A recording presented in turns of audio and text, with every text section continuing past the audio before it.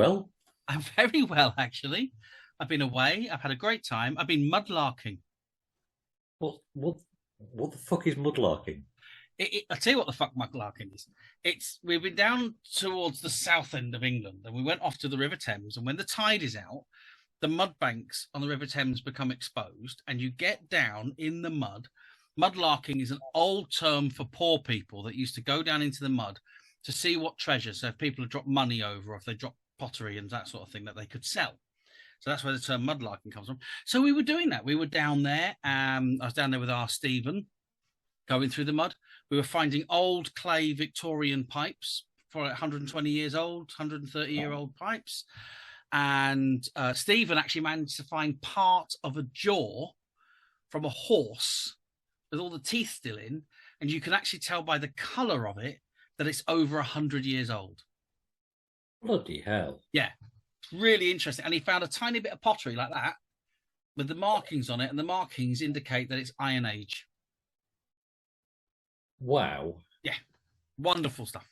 And so we're just going through, and you're finding history. And there was one bit where you could see where the piers used to be, and there was an old wicker basket set in the mud. No way we could get it out.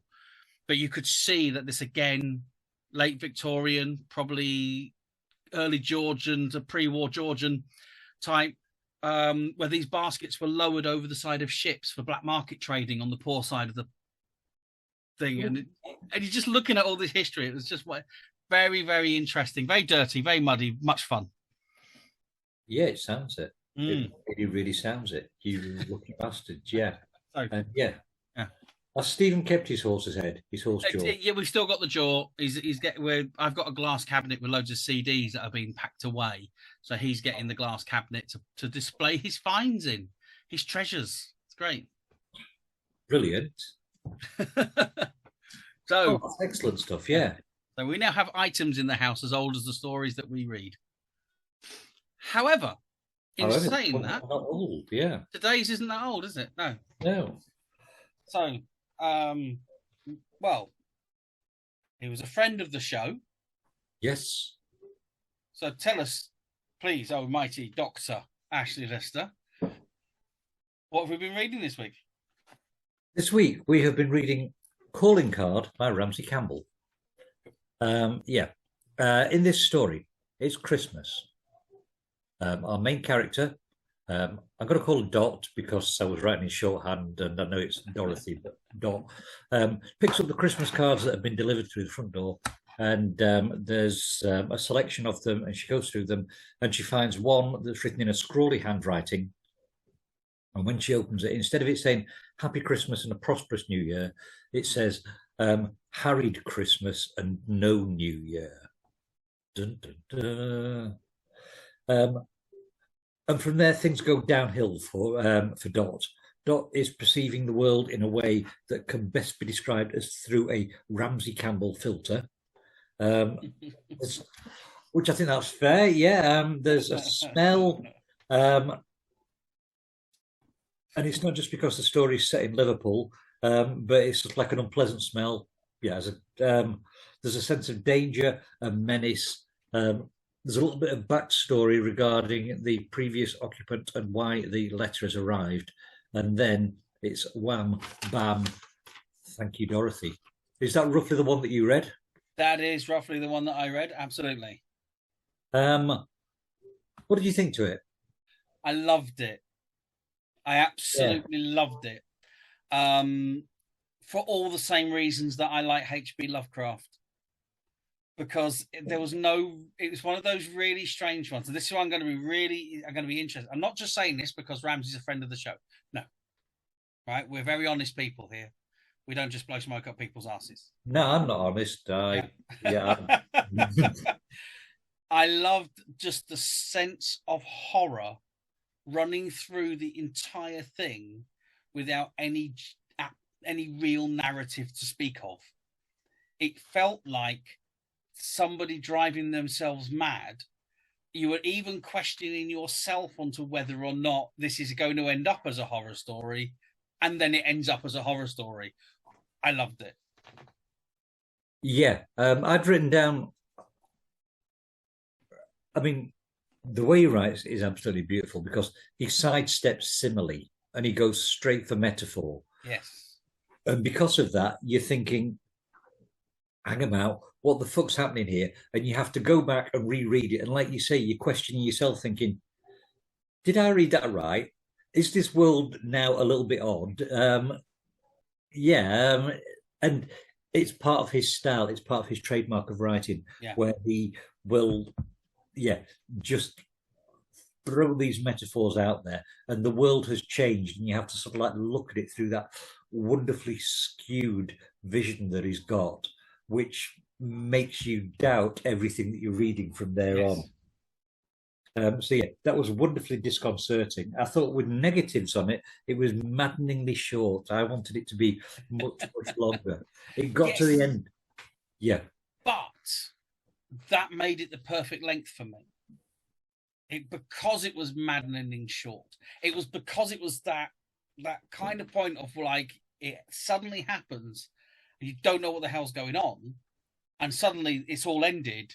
But it didn't just suddenly end like we've had with things like the M.R. James type stories in the past. You know, and there was another one which I didn't like the ending of at all. I mean, you and Sean liked it, but I didn't like the end. I think it was the dead in the wood or something like that. And it was just, it didn't do that because it ended on a really harsh note. Yeah.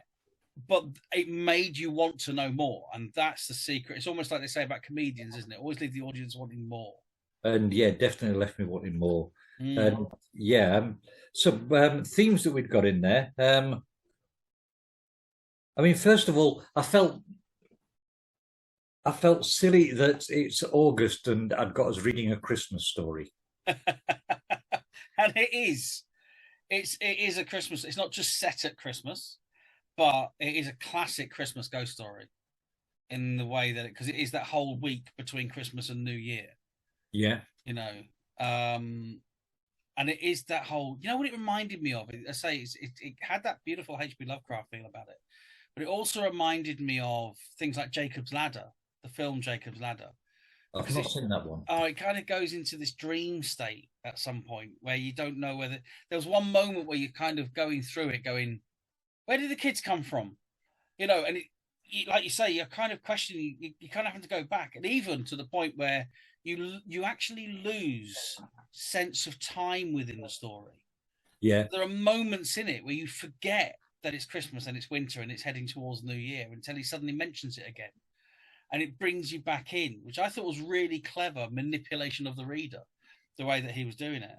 Yeah, I mean, when you mention dreams, there's a part where, and again, it's the way he goes for metaphor rather than simile, where she's been around the aquarium and he says the next night, and that night she was back at the aquarium. Yes. And no, Ramsey, she wasn't. She was fucking dreaming about it. So tell me properly, all right? Don't have me thinking, what the fuck's she doing back? Oh, right, I see now. So yeah, it's all that wrong footing you. And yeah, it was, I did like that. Yeah, that bit thrilled me.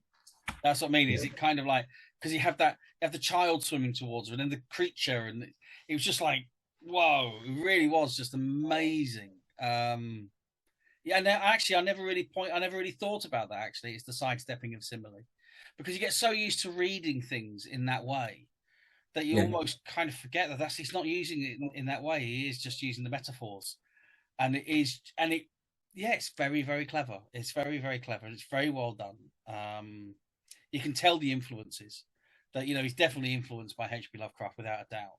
We know how much of an expert he is on H.P. Lovecraft, but it's that leaving you hanging. It's actually, funny enough, I really wasn't sure what you were going to think about this, being as you didn't like The Mountains of Madness, for the reasons that I loved this one. I like quite interesting. I like this one for the beauty of the language, for the way that he described everything. I liked it for the fact that one of the things that's meant to unsettle you whilst you're reading it is the fact that there's this fuck awful stink following Dot around. And I mean, smell, when it's conveyed through a novel, or through fiction, is never going to be as powerful as smell when it's really out there. Yes. It's always going to be a secondary characteristic, but we forget just how powerful a thing smell is. And excuse me, um, if a room stinks so bad that you don't want to go in it, in that case, you're fucked for going in that room. And yeah, Yes. you forget how overpowering it can be. And yeah, this smell that's following her around, which is like stagnant water, which is just such a scary fucking smell anyway, and so unpleasant and redolent of so many nasty things that could have happened. Yes. Yeah, And I thought, yeah, and so not used to in these kind of things. As you know, in the last year, I've become interested in intensive interaction, which you use with non-verbal people, non-verbal children, where the disabilities are to such a point where their input is quite reduced. So you got to look at language from a point of view of not necessarily just being words, but it's made me think about word-based language as well, and it's made me think about the concept of experience within language. So when you're writing something, the ability to be able to place someone in the experience, not just the scene, becomes really important. Now, I know I've been trying it with a few things recently, and I know you mentioned that it's become very Victorian in its language, the way that I've been delivering a few things. I think our friend Ellie was actually saying something. She could hear the scraping noise that I was talking about in one of them because of the way he described it.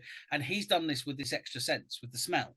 And I think it is something that is negated with a lot of writers because, like you say, the sense of smell is the most evocative of all the senses. Because when you come down to this experience level of language, when you have people with disabilities and you're taking them somewhere, they're going to freak out because their vision isn't great. They have no other way of communicating with you. And so you use smells to tell them where they're going. You'll have a smell that says, we're going off to this particular room. We're going off to where the library is. We're going off to, and so they can smell that and they'll know that they're going off to a friendly place because that's the level. It's a communication through experience. And that's something he really nailed in this. Is not just, oh, it smelled bad. There were repugnant moments of it where you could realize her revulsion to the smell and understand that it became more of an experience than just placing you in a setting where something spooky was going on. And I don't think in all the stuff that we have read, the 40 odd stories we've read so far, that we've ever seen anything that was so placing you in the experience over just placing you in the middle of a scene, trying to describe a scene. Yeah, I think if we're going to if it's possible to draw a boundary between writing and literature, in that case, this one has stepped over into the literature area. Yeah. Yeah. I'm not sure if there is such a boundary, and I'm not sure if it's possible, but yeah, I just thought it was absolutely beautiful. I think the themes that we've got in there then. Yeah. So we've got the way the elderly are treated or not treated. Yes. Ignored almost. Yeah. Yeah. Which, do we think that's a problem in society? Yeah, absolutely. I think it is one of those things that, because there's a couple of things, isn't it? We get busy and sometimes we don't see our own parents as much as we used to, but that's life and the way it goes. But I think we do. I think there's two sides to the elderly in modern society. I think we do have a tendency to ignore them as being old people, and we have a tendency to ignore them for being people that have lived a life with experience.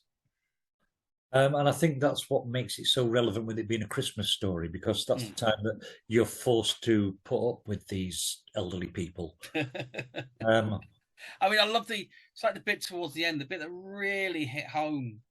Well, that the moment of she'd arranged for her son to be the first foot. And even that phrase, first footing, was a lovely old phrase that made me think of my childhood. And then getting the message on the answer machine to say they're running late. Just, oh no, it's not the answer machine. She actually picks up the phone and her son's on the phone just as she's opening the door thinking it's him. And at that moment, he says he's about an hour late. My blood ran cold at that moment. It was great. Yeah, it was. Yeah, it was a wonderful piece of writing. I'm patting myself on the back for having picked this one. You should be, because it was great. I'm going to put this up there. I was thinking about this the other day, actually, about the stuff that we've read, and funny enough, with you mentioning this idea of a boundary into literature, I don't agree with the boundary into literature. I just think it's like levels that it goes into.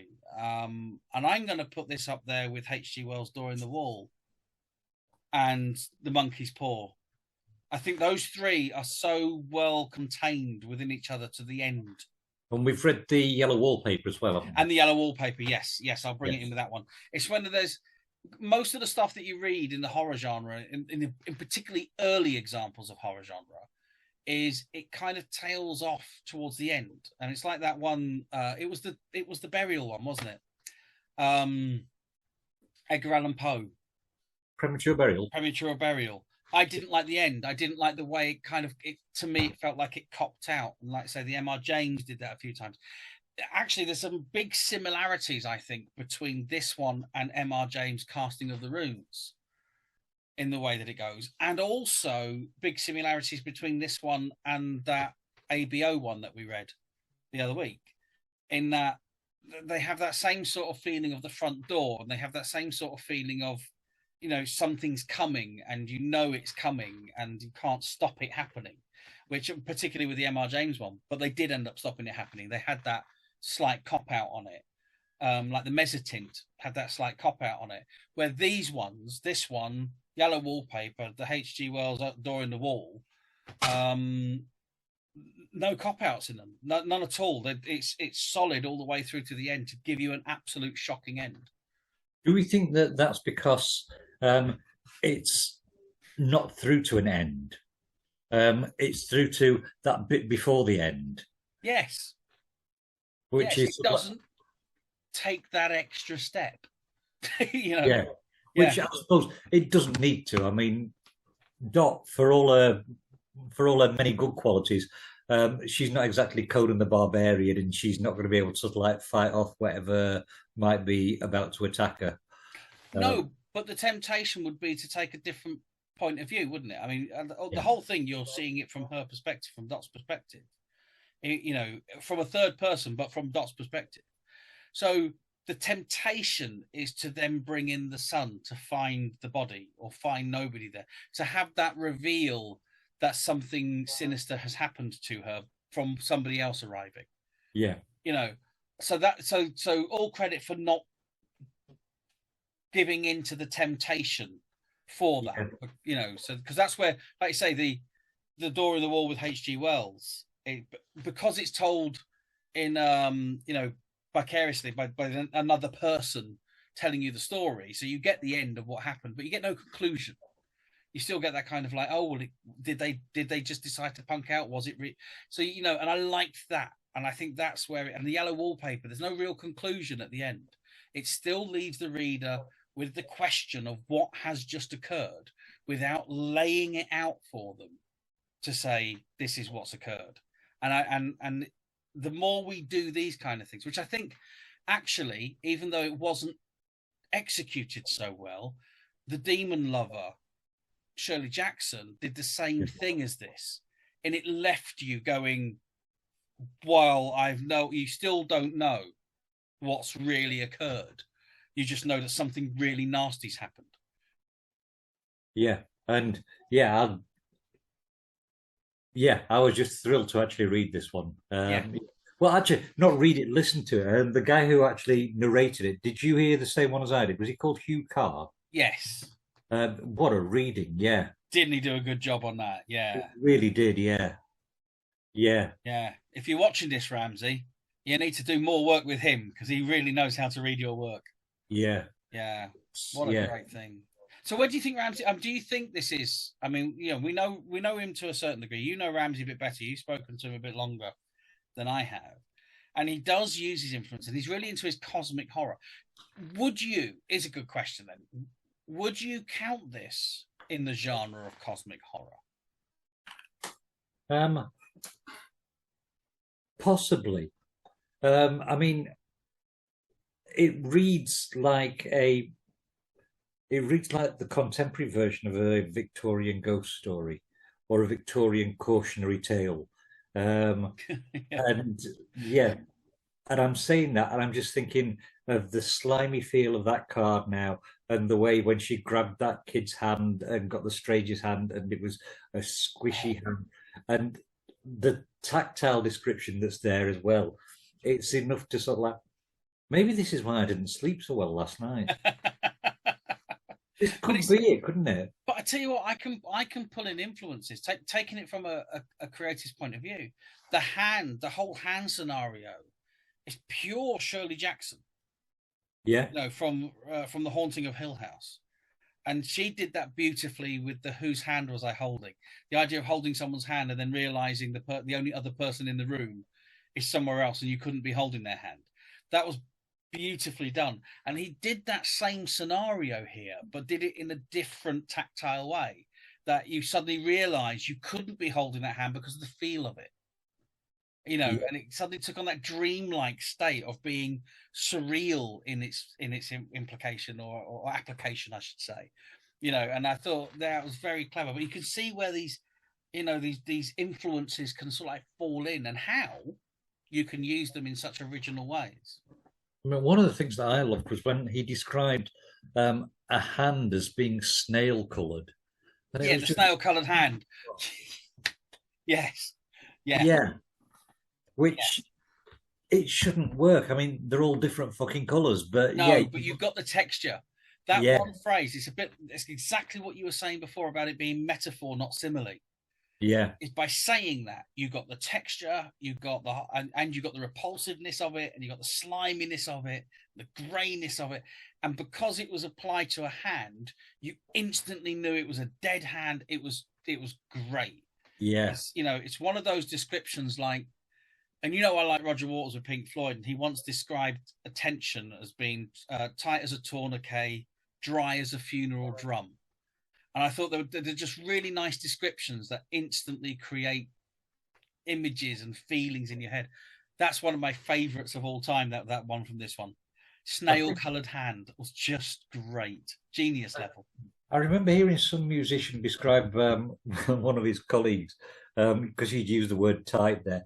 He said that the bloke was tighter than a second coat of paint, which, yeah, uh, Lovely. yeah, Yeah, I feel like I'm going a bit over. I'm being quite flowery with this one, but it was so impressive. But this is where I'm going to bring in a bit of a cautionary type of thing in what we're saying here. It is a more modern piece of writing. So true. this is for how very, very talented Ramsey is, and it's the same with Stephen King, and it's the same with James Herbert. Very talented writers. We are standing on the shoulders of giants now. It's not just a question of being able to pick out the influences and say, oh, wow, that's a bit Shirley Jackson, and oh, well, that's a bit H.P. Lovecraft. It is learning from those masters and implementing it in a more modern and tweaking it and making it better. So it's a bit like you and me, writing. When we write, we are writing from a point of view of having read 200 years worth of literature. Where, yeah, well, not even 200 years really, is it? Because you're talking about mid 1800s before it really kicks off into being lots of literature. So 1850, so about 170 years worth of literature out there. I don't know. I mean, we'll dip into Beowulf, and you sort of like, which is. But again, you're talking that's Beowulf, isn't it? And then so when you get as far as Frankenstein, 1818, you're talking about a couple of hundred titles. You're not really into the massive thousands of titles. You're not into this whole kind of being able to go and say, let's go to the horror section and have a look around, and having. I mean, we've read 40 odd stories now, of which, again, 40. I mean, I can't remember what we're on with this one. I think it's either 47 or 48. This one's going to be, right? And then it's gonna sort of go out there and you say, right, that's a modern one. Take this modern one away, and let's take Shirley Jackson away from it because she was 1950s. Okay, so we're looking at Brian's as well, which had only been published. Within, If we take 3 or 4 out of that, so let's say we're talking about 42 to 44 stories that we have read from a particular time period, and there's lots of stories around that time, but we do sometimes get ourselves into a moment where we're like, where's the next short story coming from?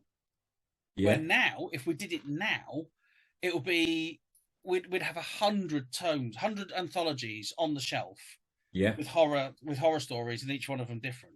We are reading of a time when, Charles Dickens may have written 3 horror stories in his time because somebody was going to pay him to write a weird tale in that particular publication. So that's why digging these out. I'm not saying that there isn't as many, there's still a fair few hundred, but the pool of influence is much smaller for those earlier writers as what we're getting now. And I think part of the quality difference that we've seen in what Ramsey's doing to what, say, like H.P. Lovecraft is doing, is it is taking something that's a classic dish and adding your own talent on top of that to make it better, rather than, crafting it. I know that's what I'm going to be looking at is research into these kind of metaphors, and I know that Ramsey's going to be very much heavily involved in his work's definitely going to be involved in the forward thinking of it. But I think this is a really good example of showing how that's actually operating, in the fact that modern writers have the advantage of those older writers existing.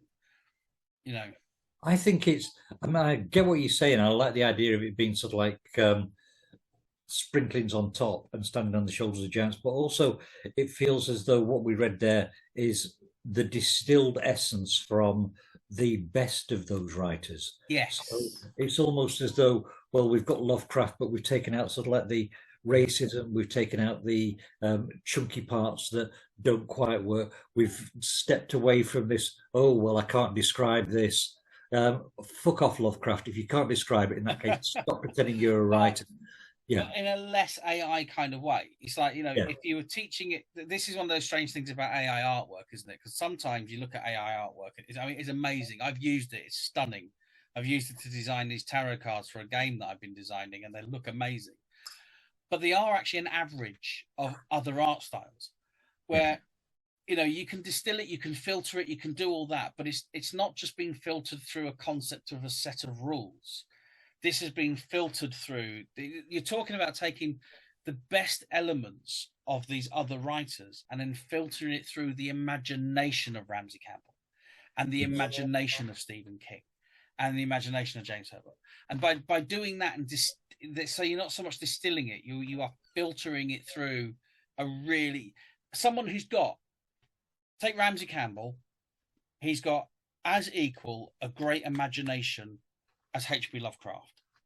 So that is like doubling down, isn't it, at that point? Yeah. And it's not about taking points. It's very difficult to sort of do the whole J.K. Rowling plagiarism type idea with The Worst Witch. It's not plagiarism.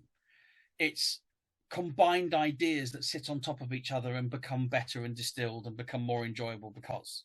And so that's the way that kind of works. It's heavily influenced. But with Ramsey did there, you're not sitting there. Like you get it with music, don't you? Where you might sit there and listen to Oasis and go, oh, well, that's the Beatles, and that's the Rolling Stones, in one track. You're not doing that here. It's not until afterwards when you're talking about it that you can go, actually, you know what? That is very HP in that respect, and it's very this, and it's very that. But in the midst of being in the middle of the experience of the story, it's purely the writer. But it feels so much better, so much more advanced than the older stuff that we've been reading. Yeah, it does. It feels worlds away from that, and in a really good way. Yeah, I absolutely loved that. Which means whatever you've picked for us to look at next week is most likely going to be a step down, isn't it? It's going to be shit. It's going to be absolutely shit. Because it can't be, but it's getting us back on track to what we're supposed to be doing, which is really true. Yeah. But throwing in the occasional modern one, I think it's really, really good because it does show us where we're going. And anyone out there who watches this for kind of writing advice, it's a good thing to do. I mean, what Ramsey Campbell really, really proves is to be a fantastic writer, you have to read a lot. You're not going to do, if you think you can do it without reading anything, you still might write something good, but you're going to be more along the lines of the more early stuff that comes out because you haven't got any tools. You haven't got any weapons to use that you've learnt along the way. So just read everything, even if it's not your genre. I once had this. I was being interviewed for I was with a group of poets and we were being interviewed on the radio, and somebody asked this one bloke who was with us, "Oh, so which poets do you read?" And he said, "Oh, I don't read any poets. I just create my own stuff." And I thought, yeah, you can fucking hear it in every drudgy piece of crap. But I didn't say that because I'm a nice person. Yeah. But yeah, yeah, you could tell that there was no influence. There was nothing supporting his creativity. Yes. It was all sort of like just coming from this. I'm not even going to call it an echo chamber because it wasn't actually echoing. It was just sort of like, it was as flat as a wok. Yes. The way the sound was coming back. Yeah. You can end up, because of that, you can actually end up with forced rhymes too often, I think, because you have this idea that poetry must rhyme. And instead of allowing just the occasional couple of lines to fall outside those remits, and unless you read loads of other poets, you're never really going to understand that. Yeah, I mean, we've got a perfect example of that because earlier this week, Ryan Giggs. Oh no, not the classic totem pole. Have you read how this poem goes all the way through? Yes, I have. I've read the whole thing. Yeah. Well, I've done it partly because at your open mic night, I've written a poem about from the perspective of a footballer. Yeah.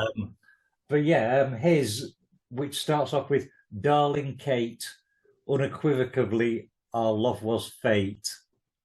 I fell in love with you at first sight. I remember because I was as high as a kite." And yeah, it's forced rhyme. And I was going to say I'm not taking the piss, but I am taking the piss because it's fucking awful. And the reason why I feel like I can take the piss is because I do this sort of thing professionally, whereas he professionally spends 90 minutes. If he watched you playing football, he could take the piss out of you playing football. Yeah, I mean, that really is it. I'd race the fucker though, and yeah, he can do his 10k in under an hour. And he probably could, to be brutally honest with you. But, yeah, he probably could. Yeah. But the whole thing is like, I mean, Dave Spikey, really funny comedian. He was a great collector of. He says every family's got an amateur poet that always comes out when an obituary needs to be written. And he had this one. He said, "Oh dear Gran, we spent all our time by your side, but when we went away and came back, we found you died." It's like, it really does so, but it makes people happy. It makes, that's fine. But I'm like you, it's like I've done the stage poetry. I've been out on the circuit and done that, and knowing the kind of things of rhyming to not rhyming, the technical abilities in certain things. I love freeform. You know how much I love freeform poetry, which is just basically like freeform jazz, which to most people just sounds like nonsense. But it actually has this, it is a skill within itself. And then you have formulated poetry. But without knowing that those exist, you couldn't do it. I could never have done the stuff that I have done on stage. And I've done some really strange ad-lib stuff on stage, because I've got a mind full of other stuff, going way back for children's poetry that is properly rhyming all the time, but has really clever rhymes, and understanding how those clever rhymes. And you, actually, I've got to say, you pick out some amazingly clever rhymes, and being able to pick out, you can't see where it's going until you hear the rhyme and you think, clever bastard, Usually going towards a knob gag. Usually, but it's so cleverly linked towards a knob gag. And that's the whole thing. Thank you. You can be as disgusting and outrageous and dark and horrible and all that kind of stuff as you want. Technically, it's amazing. Yeah, I was just reading this totem pole line again. It's but that one's almost like he had to write an entire paragraph of prose just to be able to get to the rhyme. To rhyme soul with totem pole, yeah. I think he should be put away just for that poem, to be perfectly honest with you. Yes, I mean, we're laughing about this, and apparently he headbutted this lady, and then and whatever the circumstances around it, the evidence seems to point towards that. I know we're not supposed to talk about things before they happen, but fuck him. I think, from what I can read, I think he does deserve to go down. And, well, actually, to be perfectly honest with you, from that poem, I think he used to. But the whole thing should just basically get, for that poem alone, he should, because obviously he sent that poem to her. And that, in my mind, is abuse in a relationship. Yeah, I agree. That's, I'm really blotting the copybook tonight. Makes me feel funny down there, yeah. Oh, makes me feel funny down there. You can see him pointing as well, can't you, when he's like that? Yeah. It's... That's what happened. I mean, I've got dogs barking in the background because you read a couple of lines from that poem. They're having a go at you now. Yeah, it's animal cruelty as well now. So, who are we reading next week? What are we reading next week? Let me tell you, I need to read it because it's a funny old name. Okay, we are going to be reading an account of some strange disturbances in Aungier Street. Aungier Street. It's Aungier. And that's by Sheridan Le Fanu. Ooh, brilliant stuff. 1853. Author of Camille, if I'm correct. You may be. I don't know. That sounds far too learned for me at this moment in time. Give me another 4.5 years, and I might be up with you.